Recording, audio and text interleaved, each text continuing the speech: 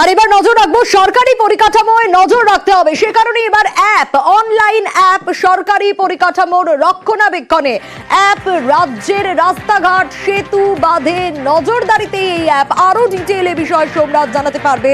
সোমরাজ, কি কি হবে এই অ্যাপের মাধ্যমে, কোন কোন দিকগুলোতে রক্ষণাবেক্ষণে নজর রাখা হবে?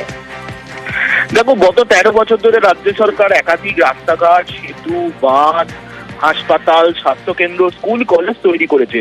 কিন্তু বারবারই অভিযোগ ওঠে রাজ্য সরকারের তৈরি করা যে পরিকাঠামো, সেই পরিকাঠামোগুলিতে নজরদারির অভাব রয়েছে এবং তার জন্য বিভিন্ন সময় প্রশাসনিক উদাসীনতার অভিযোগ ওঠে। সেই কারণে রাজ্যের অর্থ দপ্তর এবার একটি অ্যাপ চালু করছে, যে অ্যাপের ব্যাপারে নির্দিষ্ট গাইডলাইন ইতিমধ্যেই বিভিন্ন জেলা শাসক, বিভিন্ন দপ্তরের সচিবদের দিয়ে দেওয়া হয়েছে।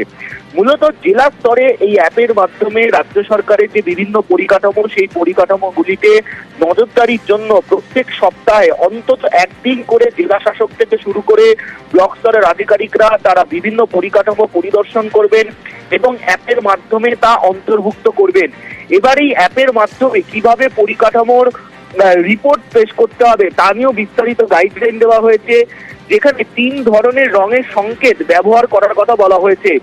অর্থাৎ যদি পরিদর্শন করা পরিকাঠামোর যদি এখনই কোনো রক্ষণাবেক্ষণ বা সংস্কারের প্রয়োজন না হয় তাহলে সবুজ রং, যদি রক্ষণাবেক্ষণের প্রয়োজন হয় তাহলে হলুদ রং, এবং যদি জরুরি ভিত্তিতে রক্ষণাবেক্ষণ বা মেরামতির প্রয়োজন হয় তাহলে লাল রং দিতে হবে।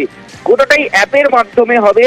এবং শুধু তাই নয়, জেলা শাসক থেকে শুরু করে ব্লক স্তরের আধিকারিকরা কোন পরিকাঠামো পরিদর্শনে যাচ্ছেন তার জিও ট্যাগিং করতে হবে।